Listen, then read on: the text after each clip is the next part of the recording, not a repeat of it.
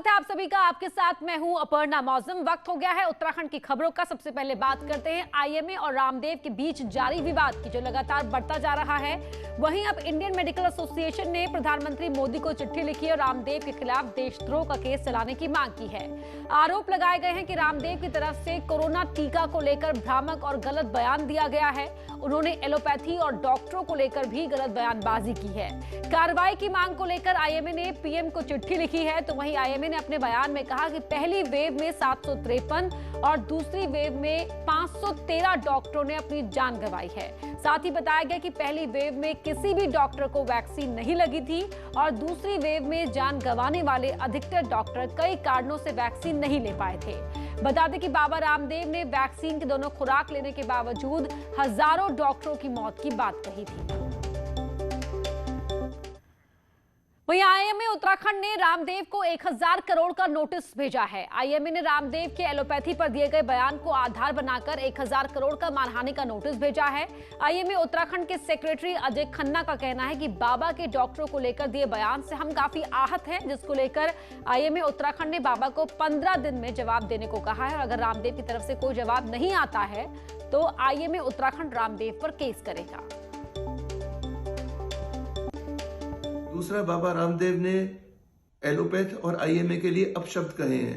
उन्होंने हमारे जो डॉक्टर्स की शहादत हुई है कोरोना के महामारी के इलाज के लिए, उन्होंने उसका मजाक उड़ाया है और व्यंग किया है। आप ये सोचिए कि इस व्यंग से जो डॉक्टर्स की शहादत हुई है उनके फैमिली मेंबर्स ने क्या सोचा होगा, उनको वो कितने आहत हुए होंगे। इसको देखते हुए आईएमए उत्तराखंड ने ये डिसाइड किया है कि वो बाबा रामदेव को नोटिस भेजें। इसी परिप्रेक्ष्य में मैंने उनको नोटिस भेजा है और उनसे 15 दिन में स्पष्टीकरण मांगा है। उनके स्पष्टीकरण ना आने पे मैं उन पे 1000 करोड़ का मुकदमा करूंगा आईएमए की तरफ से।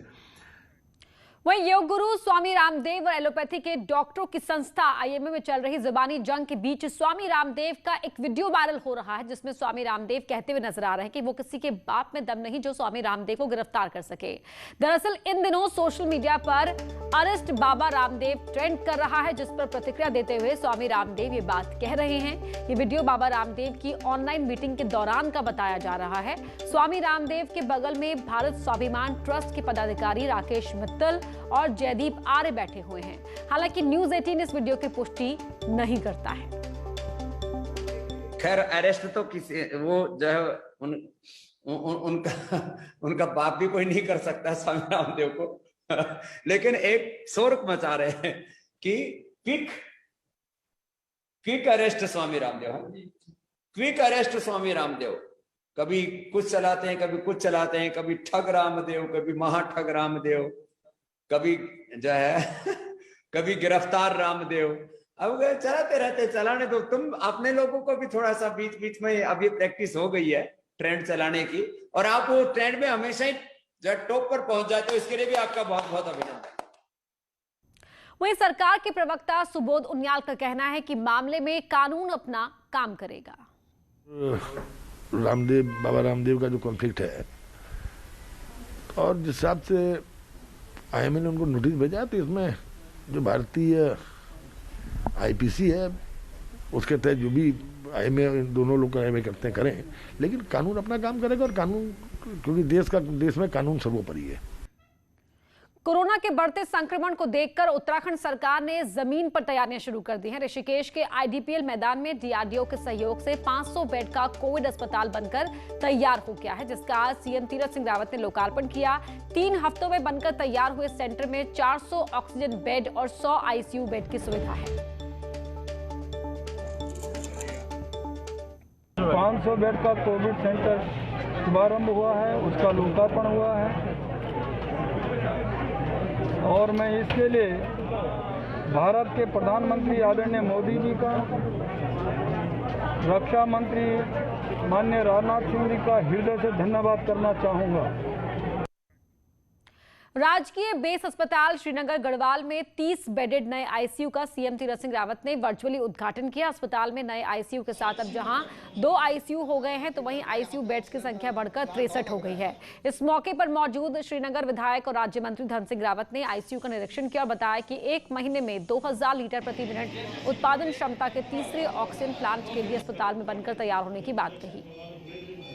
आज हमारे मुख्यमंत्री जी के द्वारा यहाँ पे 30 बेड आईसीयू का जो है विधिवत लोकार्पण किया गया है। मेडिकल कॉलेज में ना ऑक्सीजन की दिक्कत है, ना आईसीयू बेड की अब दिक्कत है, ना वेंटिलेटर की दिक्कत है। हमने हर दृष्टि से मेडिकल कॉलेज को पूर्ण किया है और एक बड़ा काम हम और कर रहे हैं यहाँ पे कि 2000 मैट्रिक टन का पर लीटर ये हम ऑक्सीजन प्लांट यहाँ पे और लगा रहे हैं। 1 महीने में ये भी बन के तैयार हो जाए। चमोली से खबर है जहां पिछले हफ्ते हुई भारी बारिश के कारण रडांग बैंड के पास बंद बद्रीनाथ नेशनल हाईवे को आज खोल दिया गया। 6 दिन से बंद नेशनल हाईवे को खोलने के लिए बीआरडीओ के साथ सहायक कंपनी लगी हुई थी। इसके बाद अब गाड़ियों की आवाजाही शुरू हो गई है। बता दें कि भारी बारिश के कारण लामबगड़, वेनाकूली और रडांग बैंड के पास मलबा आ गया था। और अब बात कोरोना अपडेट की, तो प्रदेश में बुधवार को कोरोना के 2991 नए मामले सामने आए हैं तो वहीं 24 घंटे में कोरोना से 53 मरीजों की मौत हुई है। हालांकि इस दौरान 4854 मरीज रिकवर भी हुए हैं। उत्तराखंड में अब 43,000 से ज्यादा एक्टिव केस हैं। बुधवार को देहरादून में 414, हरिद्वार में 283, नैनीताल में 370, उधम सिंह नगर में 815 नए केस आए हैं। उत्तराखंड में कोविड से मौत का आंकड़ा कम नहीं हो रहा है। पंजाब के बाद उत्तराखंड मौत के मामले में देश में दूसरे नंबर पर है और इसी बात पर विपक्ष डबल इंजन की सरकार को घेर रहा है।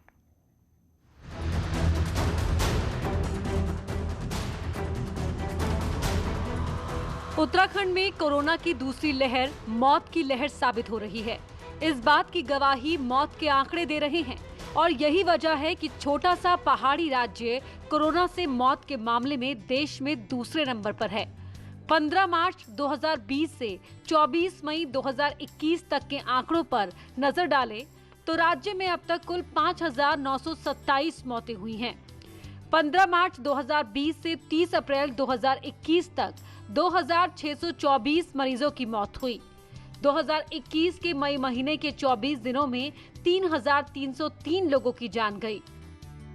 देश की बात करें तो 2.5% औसत के साथ पंजाब नंबर 1 पर है और 1.9% औसत के साथ उत्तराखंड नंबर 2 पर है और इसी को लेकर कांग्रेस ने डबल इंजन की सरकार पर सवाल उठाए हैं।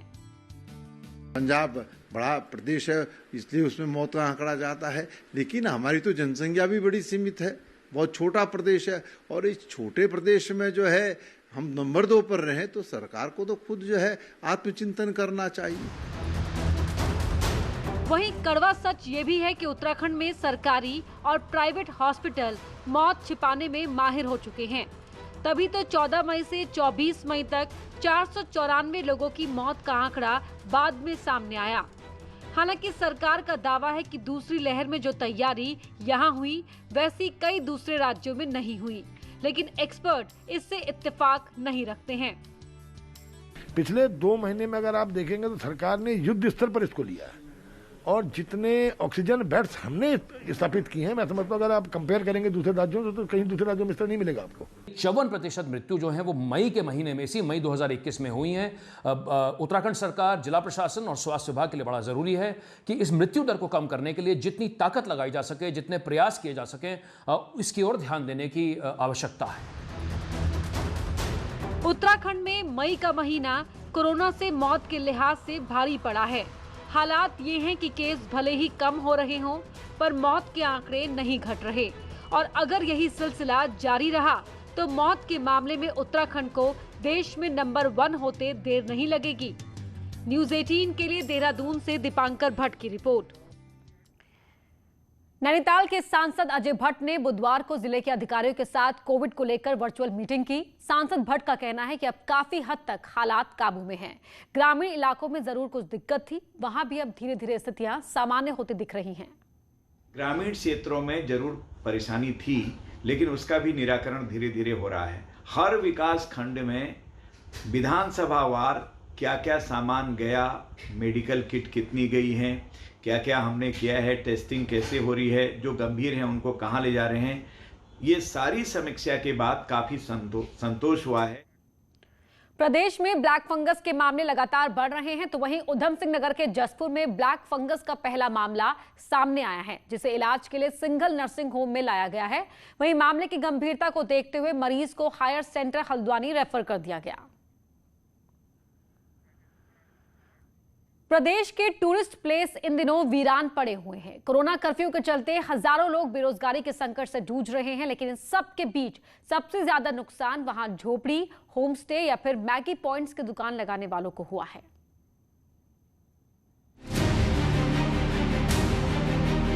देहरादून से 25 से 30 किलोमीटर के दायरे में कई ऐसे टूरिस्ट प्लेस हैं जहां हर साल इन दिनों लोगों की भारी भीड़ रहती थी। गर्मियों की छुट्टियों में लोग परिवार के साथ माल देवता, कुमालड़ा जैसे टूरिस्ट प्लेस में घूमने आते थे और इन्हीं की वजह से यहाँ की ये छोटी छोटी झोपड़ी, होम स्टे या चाय की दुकान चलती थी। लेकिन अब टूरिस्ट नहीं पहुँच रहे तो यहाँ का व्यापार भी ठप हो गया है और लोग बेरोजगार बैठे हैं।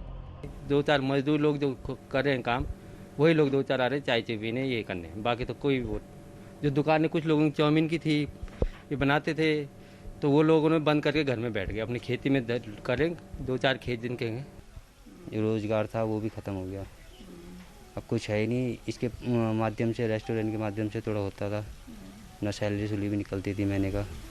अब वो भी वहाँ से भी पीछे से भी काम नहीं आएगा तो फिर आगे वो भी कैसे देंगे। कोरोना ने लोगों की जिंदगी पर जो ब्रेक लगाया है, उससे हजारों लोगों पर आर्थिक संकट खड़ा हो गया है और पर्यटन स्थल खाली पड़े हैं। अगली खबर रुद्रपुर से है, जहां तराई क्षेत्र में करीब 11 लाख क्विंटल की गेहूं खरीद हो चुकी है। इसका 190 करोड़ रुपया किसानों का बकाया है, जो उनके अकाउंट में नहीं आ पाया है। इसको लेकर किसान परेशान हैं। किसान नेताओं का कहना है कि सरकार को चाहिए कि वो हाईकोर्ट ने जो पहले आदेश दिया था उसका पालन करे। सरकार ने कोर्ट में लिख के दिया था 48 घंटे से लेकर हफ्ते के अंदर धान और गेहूं का भुगतान किया जाएगा, अभी तक नहीं आ पाया है। और किच्छा में आज अभी भी कोरोना से पीड़ित लोगों का गेहूं नहीं तुल पाया, वो अभी तुलने जा रहा है। सरकार को चाहिए, उसका समय बढ़ना चाहिए और तुरंत भुगतान करना चाहिए। यहाँ रुक रहे एक छोटे से ब्रेक के लिए, जल्द लौटते हैं।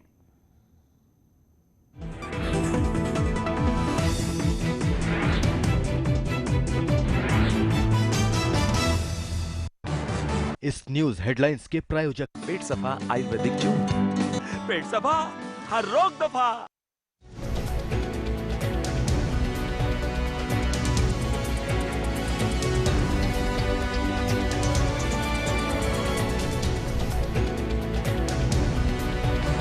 इस न्यूज हेडलाइंस के प्रायोजक पेट सफा आयुर्वेदिक जूस। पेट सफा। ये मास्क नाक के नीचे क्यों पहन रखा है सर? देखिए, आप इंसान हैं, भगवान नहीं। मास्क ठीक से पहनिए प्लीज। सॉरी।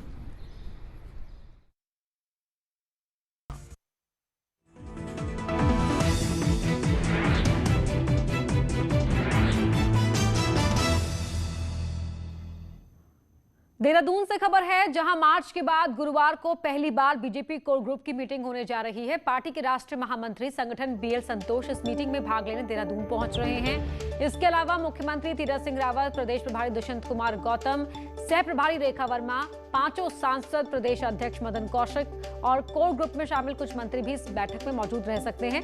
राष्ट्रीय महामंत्री संगठन के दौरे को देखते हुए कोर ग्रुप की इस मीटिंग को पार्टी और सरकार के लिहाज से काफी महत्वपूर्ण माना जा रहा है।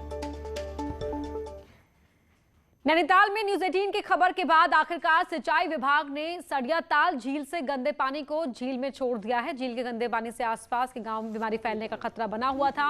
कोरोना संक्रमण के दौरान 4 से 6 गांव के लोग गंदा पानी पीने को मजबूर थे। इससे कोरोना के साथ साथ कई और बीमारियों का खतरा भी मंडरा रहा था। गांव वालों की समस्या को न्यूज 18 ने प्रमुखता के साथ दिखाया, जिसके बाद अब सिंचाई विभाग ने झील को खाली कर दिया है और झील में गंदगी ना फैले इसके लिए कार्य योजना भी तैयार की जा रही है। ऐसे सरियाताल में ग्रामीणों के डिमांड पे थोड़ा सा वाटर ओवरफ्लो होने लगा, तो डिमांड पर हम लोगों ने दौरा किया और उसको निर्णय लिया गया खोलने का। उधम सिंह नगर से खबर है, जहां काशीपुर पुलिस ने एक बाइक चोर गैंग को गिरफ्तार किया है। गिरफ्तार आरोपियों से 11 चोरी की बाइकें भी मिली हैं।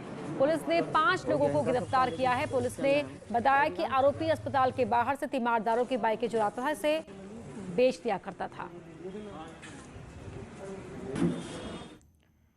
नेटवर्क 18 ये सुनिश्चित करना चाहता है कि हर भारतीय को कोविड-19 का टीका मिले। टीकाकरण जागरूकता बढ़ाने के लिए नेटवर्क 18 और फेडरल बैंक की पहल संजीवनी